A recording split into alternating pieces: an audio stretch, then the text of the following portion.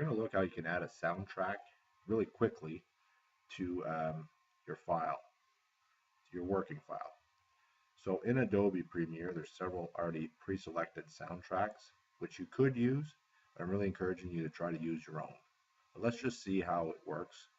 You would basically import the sound file in your Add Media.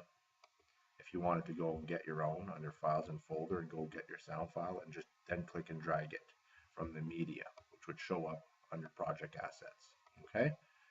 I'm going to just add some sound from the music library. I'm going to use this one, drop it in. There you go, you get to hear what it sounds like. Sounds great. Click this. Just pause it here. That's a mind of its own. Give me a second. So I'm going to drag it in. And you'll notice that it's not long enough. So I'm going to click on it, double click. Then the screen comes up and I can listen to it. Again, here's your playhead as usual. And what will happen is I'm going to keep this scene going. So I'm going to play it right at the end here. And I'll stop it right there. And I'm going to click set out. So it cuts out the rest. All right. And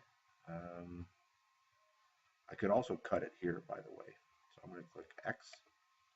And I'm going to click on this timeline. I'm going to click Control C, Control V.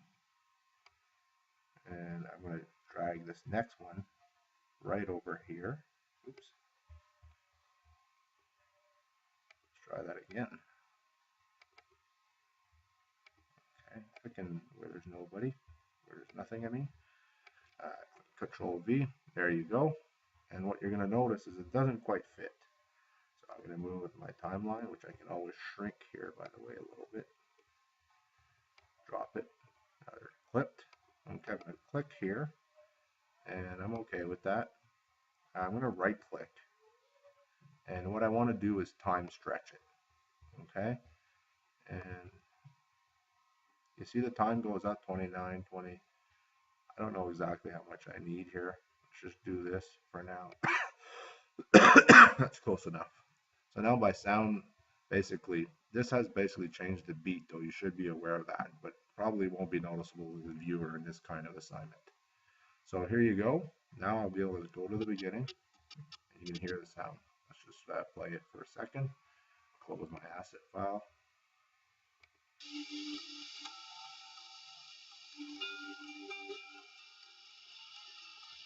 Okay, and that's how you add sound to your Premiere file. I'm going to now show you how to add narration. So let's go to the beginning here. You'll notice there's a narration button. So that means, well, one of the things you're going to have to probably do on your computer is go to your preferences, which is under Edit, click Preferences, Audio Hardware, and you'll have to click on this. Usually the default is these are unchecked. So I checked mine so that I could record, and click OK. So what this will do is it'll enable the mic to work when I record narration directly from within Premiere. So I don't have to go record it somewhere else and then bring it in. So now I'm ready to record my narration. So I'm going to go to Tools, Narration. Okay. Here you can see I had to turn it up a little bit. Mic sensitivity. If you can see this move, it means your mic is plugged in. Something that's critical before you start recording is that you turn off the sound of your speakers, because it's going to create a feedback loop. So you'll hear like a real loud screeching noise. So turn that off, and I highly encourage you to put your headphones on. Any good recording studio always has good headphones. We don't have that here, but you can put on your own headphones. And you basically put the playhead where you want the narration to start. In our case, we want it to start at the beginning. So I'm going to click Record. 3, 2, 1. Art is Life. Photo essay by Mark Dubois. Here we have a statue of the thinking man, one of the most famous statues in the world. Art is a medium to express your thoughts and ideas. Images are much more powerful than words.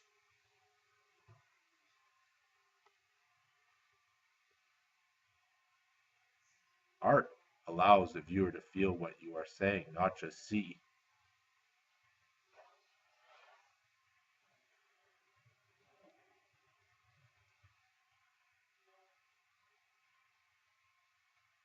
Art is a window into the soul and can reveal many powerful lessons. Stop. And I can now, I'm going to just close this window. I'm going to turn my speakers back on so I can hear it. In your case, you might have had your headphones.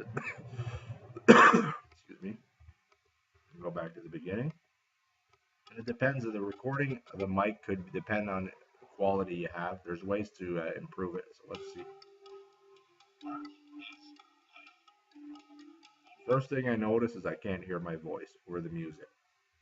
Now there's a couple options here. This yellow line can be brought down, but I'm going to do something a little simpler for now. I'm going to go right click on the audio track, and clip gain basically is the sound track for this. I'm going to bring this on scrubbing, so I got my finger on the left mouse button. I'm just going. I'm going to go all the way up to 20 and see what it sounds like. I'll start it over.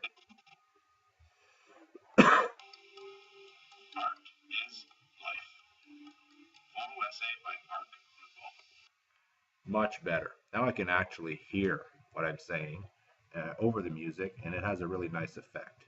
Now there's more effects that you could add to the sound, but for the purposes of this tutorial, that'll be pretty much all that we need. Okay, let me just, close that, that was an error. I'm going to show you how to add an object to your movie. You'll notice in Premiere Elements 11, there is a graphics interface and several images available here. Let's just get something that's kind of random. Dear balloon, we'll drag it in our timeline. That do it. Try that again. Here's the balloon. I'll put it at the beginning of this, and I'm actually going to go and put it over here. I can actually click on Effects under Motion. I'm going to click here. This activates the keyframes. All right. So when I start moving this, you're going to see I have to move the playhead up a little bit. I'm going to just mute speakers. So I'll move this to here. I'm going to move this up to here.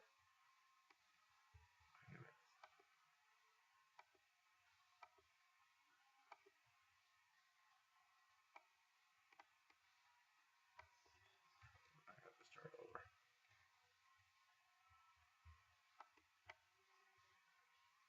Clicking on the wrong thing here.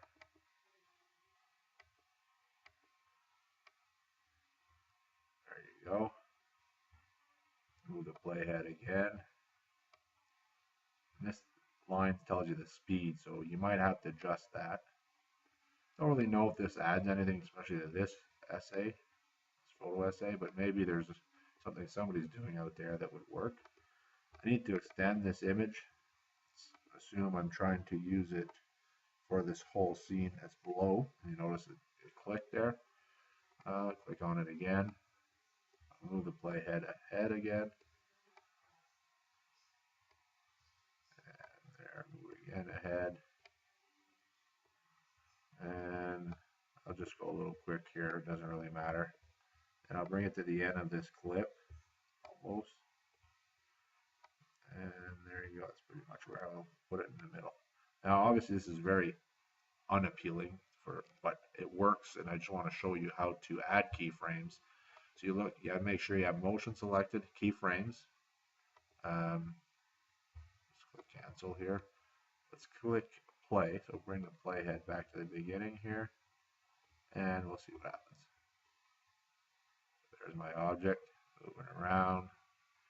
If I like that speed, that's perfect. Not, I can always stretch it out, play around with how I apply. So there you have it. That's how you apply keyframes to motion to move an object. I'm going to show you another really neat effect. Another feature you could add to your sound. So you notice a while ago we recorded narration, and I did, if you watched that video, you'll notice the sound was pretty hollow.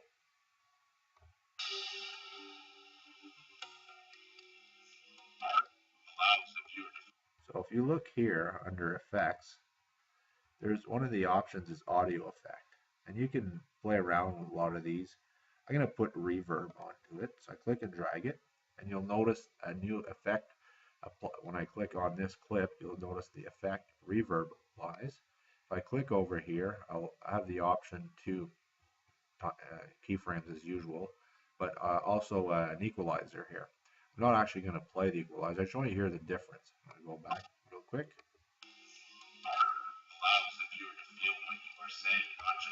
So it changes what it does. So if you're looking for a different impact with your sound, your narration, or whatever else, you can play around there to get some different settings set up. Okay, that's all. Thank you.